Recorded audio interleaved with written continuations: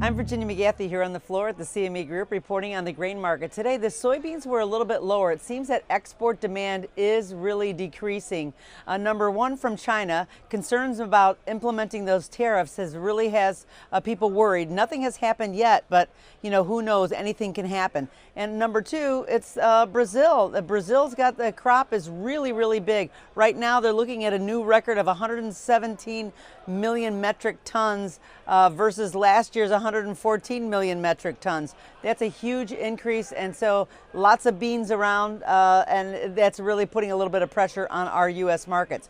Corn was really steady. The seasonal rally is still holding strong. Analysts are expecting the corn to continue to rise after yesterday it hit the new two-year high.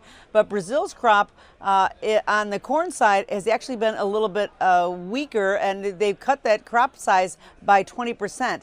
That definitely is giving us a little bit of a lift, and it's not really the same as beans. And the idea is that it's going to cut the world supplies and then offer better U.S. demand for our corn. So that's really good for our markets.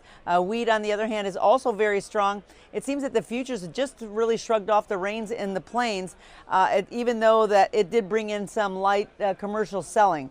It still looks like there's going to be trouble with the winter wheat. And that being said, also with all things going back and forth, deliveries in the Chicago May contract is nothing to be seen, and that's very bullish for the market. That's keeping it very strong, even though we made a new high and it kind of came off it a little bit. It's still staying very strong. If we break out again to the high side, we could really be off to the races. So we're watching that closely.